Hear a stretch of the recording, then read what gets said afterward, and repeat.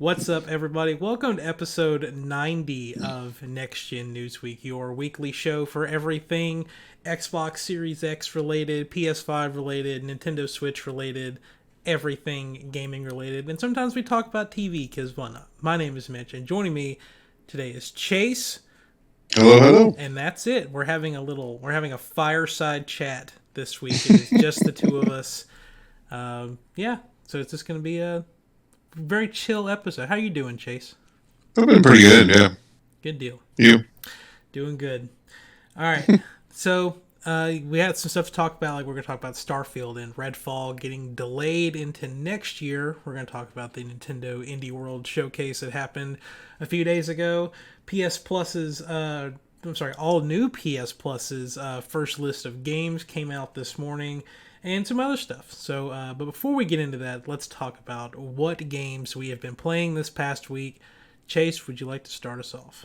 Past 2 weeks, actually. Yeah, Because we had some scheduling issues last week. But yeah, I finished Cathedral. It's an excellent Metroidvania-inspired platform exploration game. The game has like almost 700 rooms. There are NPCs, shopkeepers, fortune tellers, dungeons, puzzles, different weapons, collectibles, unique, challenging bosses. I highly recommend this game if you are into like retro gaming and like Metroidvania style games. It's not like a short game. It's pretty lengthy. I replayed Limbo on PS Now. No. Because I think I originally played it like 10 years ago when it came out, and some of those puzzles I remember, but some of them I had to refigure out how to get through those areas. And if you get all the collectibles, it unlocks a secret area, which you have to do watch visually channel look for visual and audio clues to get through it, because some areas are completely in the dark. So did that, and I snagged a copy of Cthulhu Saves Christmas for PS5. This game is a turn-based JRPG comedy game where you play as Cthulhu and you lose your powers. You team up with some wild characters to save Santa Claus from the League of Christmas Evil. This is a prequel to Cthulhu Saves the World, which I absolutely have to play now that I played this. The game's kind of short, but it's got a lot of humor and it makes it very memorable. After that, I knocked out a few of my Red Art games that I bought on their Easter sale. 112th Seed is a fun little retro puzzle platformer where you're playing as a little seed and you're solving puzzles. And I got the platinum like a third of the way through the game, but I went ahead and decided to finish it up just because it was a fun game. Dogurai is a retro action platformer game where you play as a dog samurai trying to save your kidnapped friend. It reminded me a lot of like Ninja Gaiden games, and the bosses were a lot of fun. Warlock's Tower, that was a game where you play as a warlock and you're playing against a warlock and you're trying to climb his tower, but you only have like a limited amount of moves. So every time you move, the counter clocks down. And then you die. So, but you have to pick up like these little orbs, and they give you more moves, and you have to plot your route through the rooms to avoid obstacles and get to the exit. I got through most of the game pretty easily, but I did have to look up a few of the later challenges. Actually, I finally played through Far Cry 3 Blood Dragon, since it's available as a standalone purchase through PS4. And I just found out today that it's going to be included in the PlayStation lineup. So, oh well. Let's see, but it's very over the top, like a bad, great '80s action movie. It's a lot of fun, very different from the rest of the series. I didn't like that it was like mostly set at night, because it's supposed to be like dark, whatever. But yeah, I really like. I was just reading an article a minute ago about like how they think, how that they should retire the series. But like, I feel like if the next game they release is like something kind of like out there, I think they can still do it if they still continue the series. I snagged a copy of GTA 5 for PS5 for $20. There you go. So I replayed that again. It looks really good on PS5. Everything looks really smooth, like really great ray tracing. I mean, I know it's probably been on PC forever like that, but I mean, I took about like 30 hours to replay all the main missions. I really wanted to get the platinum, but I know how grindy that's going to take, so I kind of like skipped that because I have a lot of other stuff to play. And lastly, this week I played a copy of Treasure of the Aging that I got from Limited Run Games, and it's a side-scrolling historical action parkour platformer with non-linear exploration, a Metroidvania-style map, and very cryptic puzzles to find out. And it also has a time loop, kind of like Deathloop. So you have to like figure out what's going on to this ancient Minoan civilization. And each time you pick up a piece of treasure, it adds extra time to your time loop. So the next time you have more time to explore.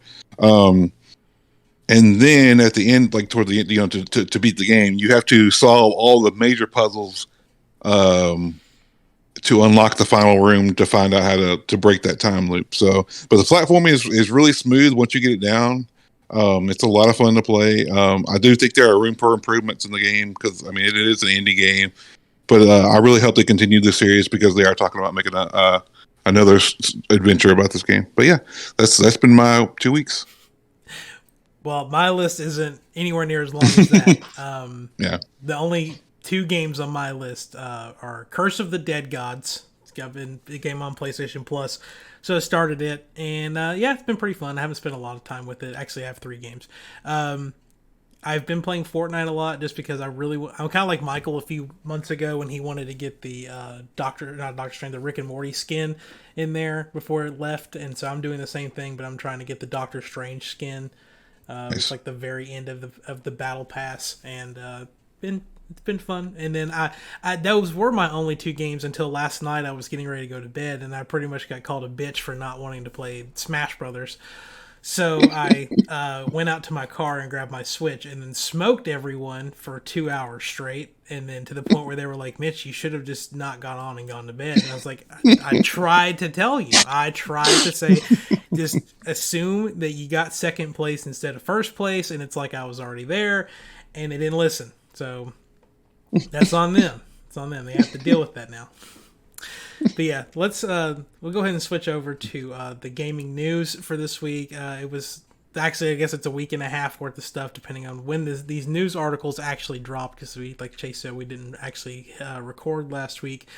But the big thing, if you're an Xbox fan, I'm sorry, you really don't have anything to look forward to as of right now for the rest of this year, because Starfield and Redfall have both been delayed to the first half of next year, which Redfall I kind of saw coming because it was supposed to come out like in the next couple of weeks, and they've never showed gameplay for it.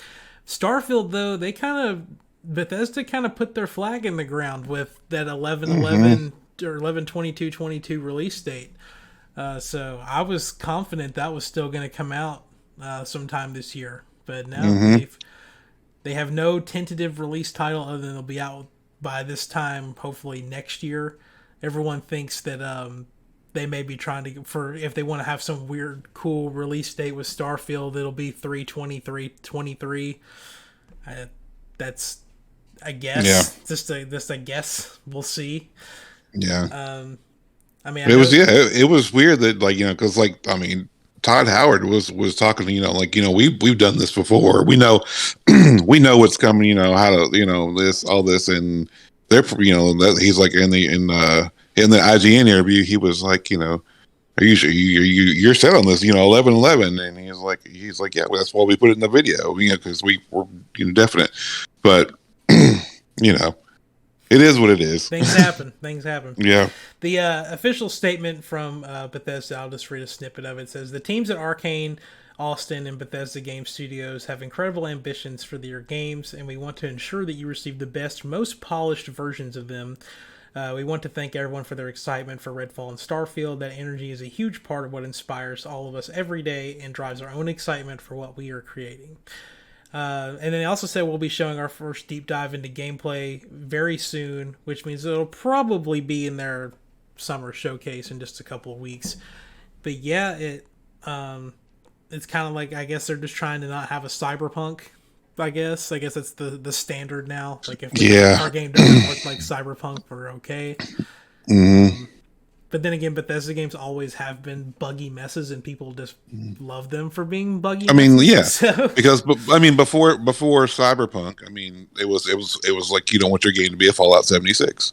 hmm So because that game was very buggy, way more buggier than Cyberpunk for me at least. yeah, I didn't have any problem. I mean, I played Cyberpunk on PC and then on Series X, and I never had half the problems people were having. Mm-mm. Other than just like a character floating off into the distance or something, Yeah, some something like weird goofy. thing, but not. Yeah, yeah, it was nothing like Fallout 76. I mean, I had my like like screen was shaking, and like it was all kinds of weird stuff going on. Yeah. Well, jumping away from Xbox, we're going to talk about some Nintendo stuff real quick. They did put out their financial reports for the past year. Uh, Pretty much just a couple of takeaways here. Mario Kart 8 Deluxe sold like almost 10 million copies again in the past year. It's got like the Grand Theft Auto 5 effect going on. Hmm. This article from Kotaku says if Mario Kart 8 keeps selling like this, we're never going to get a sequel, and they're right. I think it's sold over 45 million units now. That's just Hmm. the remake on the Switch, not including whatever the Wii U's numbers were, which we'll talk about that more in a second. But yeah, especially with that, and they've got all this new DLC getting ready to come out. Like it, yeah, there will Mario Kart 9 is at least like 3 or 4 years away Hmm. at minimum. Um, it is important. Like some of the stuff in here is kind of exciting though, because like Pokemon Brilliant Diamond and Shining Pearl together sold 14.6 million copies since November, which is not normal or not different for like a traditional Pokemon game. But Pokemon Legends Arceus sold 12.6 million copies by itself since January, which I think is a staggering number for a game that no one. That's a new type of Pokemon game. Hmm. Let's see here. Mario Party Superstar 7 million copies. Animal Crossing sold another 6 million copies.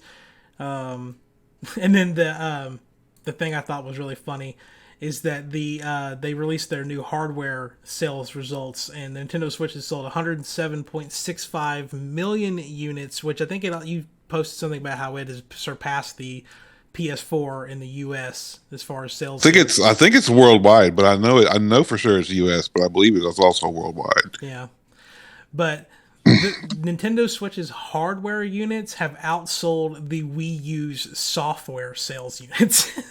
Wow. Like, yeah, so hardware for the Nintendo Switch 107.65 million. Software for the Wii U was 103.48 million units. Hardware for Wii U was 13.56 million units.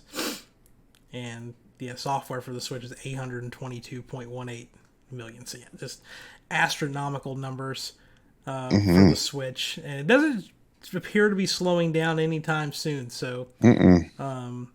we've kind of hit on this before in the past. Do you think that the Switch has a chance of outselling the PS2? That's like It 40 million may. units shy now, or 50 Yeah, million. I mean, I don't. I mean, I feel like it's. I mean, it's definitely possible.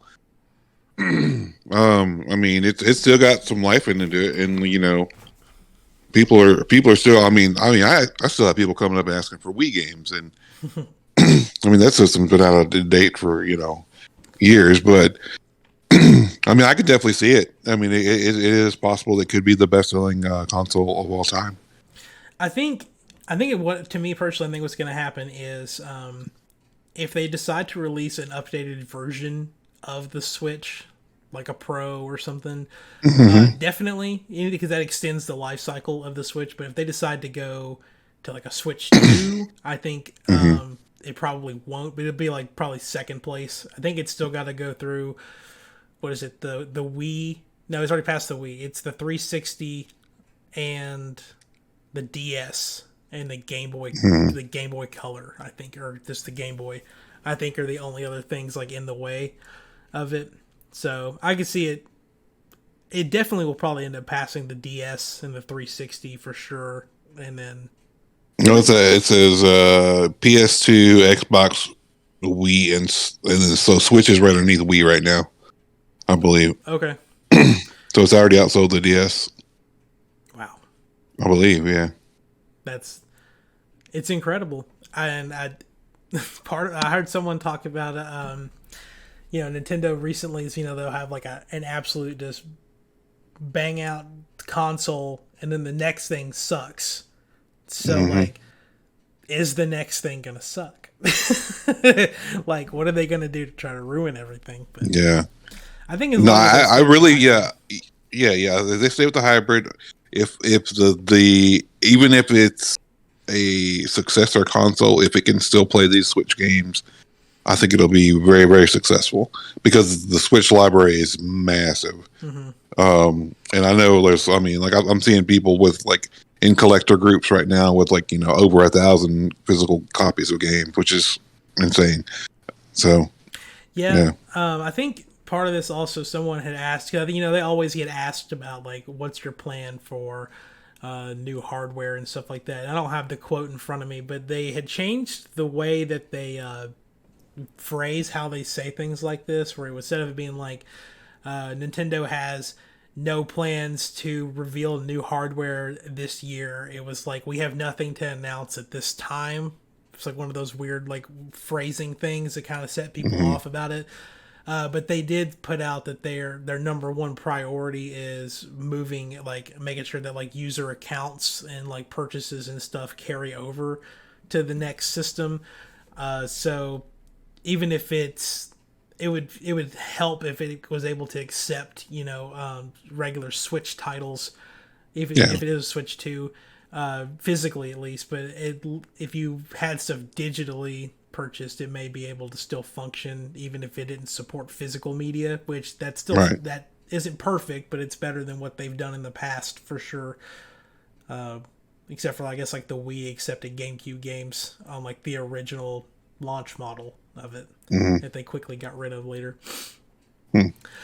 But yeah, and sticking with them, we got had an Indie World showcase that happened. What was it, like last Thursday or Friday? Hmm. This is the first time I actually sat down and watched an Indie World showcase and actually found some stuff in it that I actually kind of liked. Good. But yeah, Chase, what are some things from here that you definitely are going to be picking up? Electhead was probably one of my top ones, and I know that's made by like one person. Mm-hmm. Um, I mean, that just looks like a cool, like little platformer puzzle game. Let me go look at the list real quick. Um, Gunbrella, that one looks really good. Um, Yeah, I really liked. that Silt game that looks like Mm-hmm. something because that looks like a limbo style Mm-hmm. game because I will definitely pick that up. I was all about another Crab's Treasure.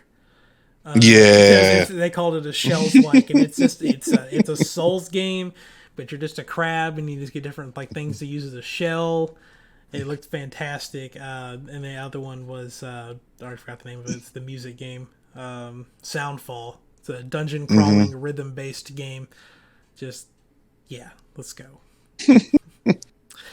But yeah, there was a pretty, I mean, decent, like, I mean, a good amount of those games I'm definitely going to check out. Um, yeah. Yeah. So just to recap the rest of them, so we had Ooblets, which has already been out on Xbox and PC, but it's coming out. It's kind of like a farming slash Pokemon sim kind of game. Hmm. Batora Lost Haven. They couldn't tell you much about it, honestly. We talked about Soundfall. We talked about Elekid. Save the World. What is this called? Deck Builder Wild Frost. Yeah, so kind of like your Slay the Spire type of deck building RPG roguelike games. Totally Accurate Battle Simulator. Actually, I want to play that too, but I can get that. Like, I think that's available on a lot of other stuff. It looks like a mobile game, but it Yeah, looks like it'll be fun. I think it's on Game Pass. Maybe. Yeah, Gunbrella. We Are OFK. If you're a fan of that band, they've got like what is it? It's like I don't know what the word I'm looking for. It's kind of like a visual kind of novel ish thing that they've got Hmm. for their band. Which look, I mean, I think that the idea is really cool, and then the fact that they're going to release like weekly episodes kind of things, I think that's really cool. But I'm probably not going to play that one. But it Yeah. looks, I mean, I think the idea is really good. It's kind of like what they did. What was that band that did that? That had their game come out on PS5. Was it last year? It was a Radiohead. yeah, Hmm. same tone, I guess. Mini Motorways, which is just like a solve traffic simulator, and whoever beats this game needs to redo the traffic layout in Nashville, um, especially on I-24. Gosh. Make my life easier. Um, what is this? Wayward Strand, which is like a I don't know, yeah, like a journalist game. You're just like spying on people and writing down all their dirty secrets. Um, Cult of the Lamb. I think we've seen this one before. Hmm. And then another Crab's Treasure. No Hollow Knight Silk Song though. A lot of people were upset. Hollow Knight's not here again. A lot of people say it's too big to be in an Indie World Showcase, and it'll be at the Summer Direct. We'll see. I don't. Hmm. They haven't said whether we'll see it soon or not. I don't think so. I wouldn't put any stock into it. But yeah, that was pretty much a nice little recap of the Indie Showcase. I'm sure we'll talk about it more next week whenever Richard's not dying and wants to talk about it some more. So we'll revisit that topic next week. Next on the list, we've got 505s announcing that they're having a showcase, which I guess it says it's actually tomorrow. It's not no longer next week. It's tomorrow. Yeah, it's going to be, was it 9 a.m. Eastern? So it'll be 8 a.m. our time.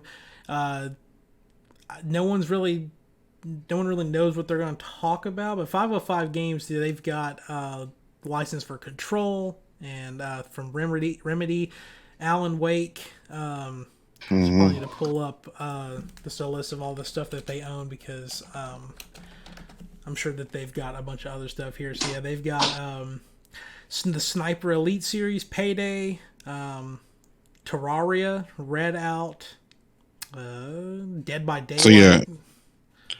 So yeah, I know that they're working on two Control games.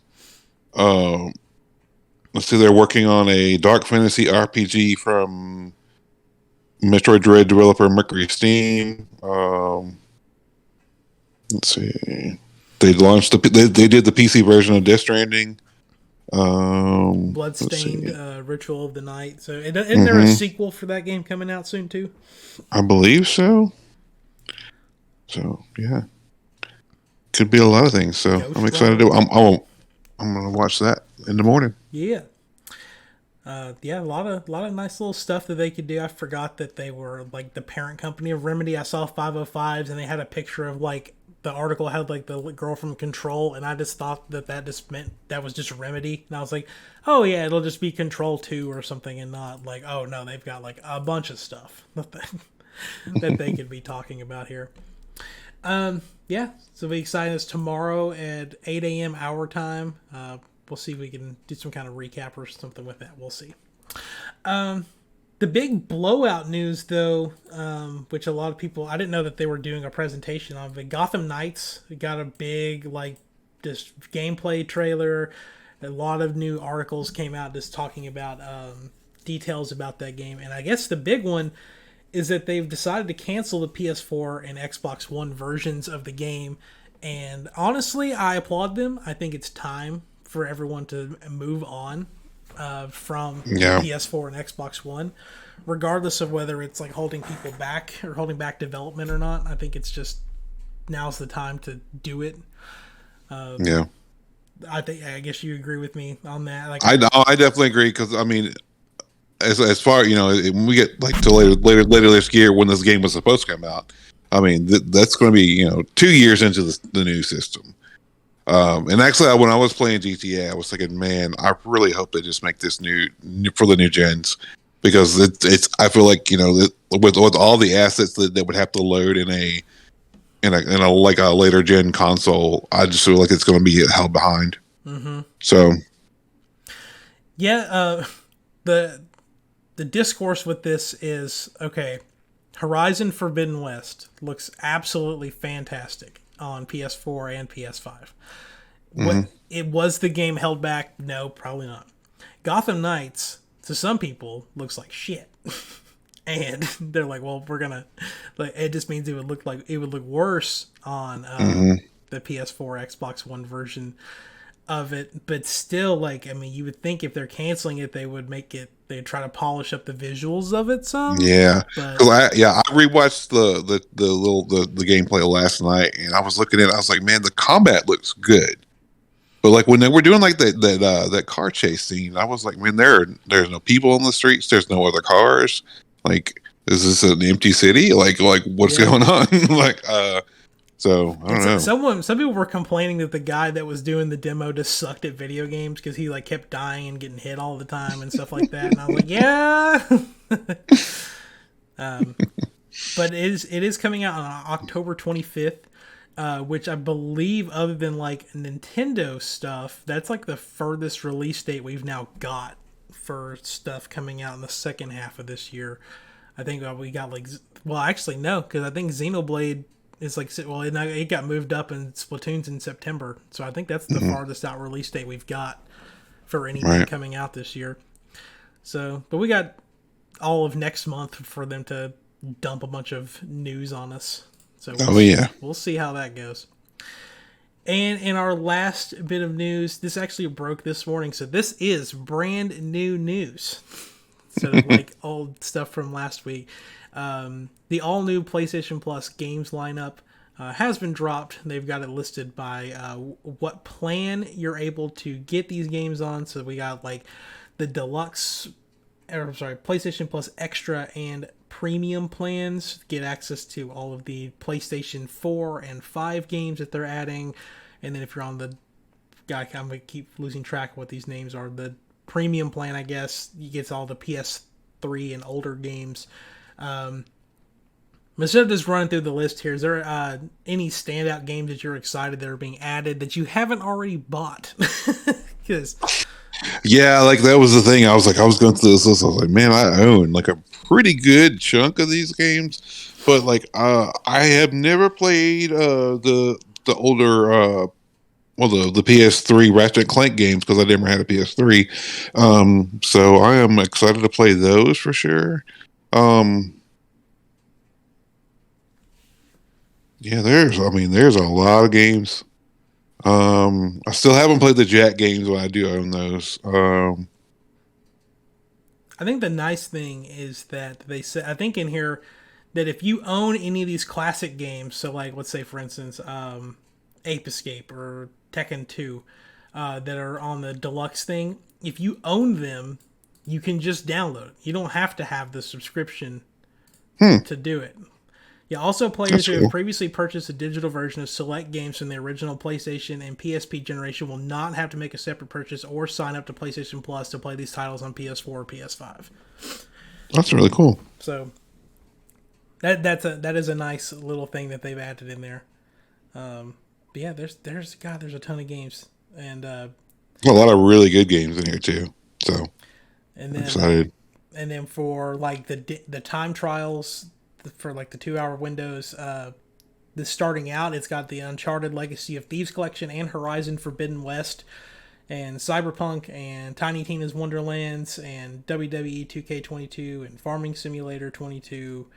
You can try those out, which I mean, the big one for me is just trying out Tiny Tina's Wonderlands and Horizon. Like, I mean, I don't want to do a time trial for Horizon. I want to just play the damn thing. Just haven't got around to it yet. So yeah, but that launches 23rd of next month. So starting with Asia, May 24th, followed by Japan on June 2nd, North and South America June 13th, and Europe, Australia, and New Zealand on June 23rd. So not too far away. It launches the day after Xbox's Game Showcase. But as far as the stuff that like the PS4, PS5 games that they're giving you, I mean, like they got all the Uncharted's, I believe, they're on PS4. They've got Last of Us and Last of Us Remastered, Horizon Zero Dawn, Ghost of Tsushima, God of War, Days Gone. On the third-party side, they've got Assassin's Creed Valhalla, which is a big one. And I think that Ubisoft Plus is... Yeah, that's included. Yeah. It's kind I think it And comes. they said, they said they're gonna. I mean, they'll add a bunch more games by the end of the year too. So Yeah. Red Dead Redemption 2, Soul Calibur 6, South Park: The Fractured Butthole. yeah, Just a ton of stuff in here. yeah, But yeah, well, it's amazing how fast we get through all the news whenever it's just two of us. yeah. And just going through all this stuff. So yeah, that actually is going to bring us to the end of this episode. Chase, do you have anything you would like to plug for this week? I know GameFly was having a really big sale last week. I don't know if it's still going on. Other than that, I don't think I have anything at all. Well, I'm just going to plug our Facebook group, facebook.com/groups/NextGenNewsWeek. My link for that is in the description for this video. We've hit 40 people in there so far. We want to get it up to 50 and then 100 and so on and so forth. We're also going to be looking for some guests to be on the show, especially with all the summer gaming stuff going on. I'm sure everyone's going to be busy, and schedule conflicts are already hard enough as it is. So if you would like to get in touch with us about potentially being a guest on the show, just hit me up on the group or on Facebook, or I'm sure I probably know you in person and just message me somehow, and we can look into making that happen. But yeah, that's all we've got for this week. Thank you, Chase, for joining me. Richard, hope you get to feeling better. Michael, Steven, we miss you. Come back soon. And until then, until next time, have a good week. Bye.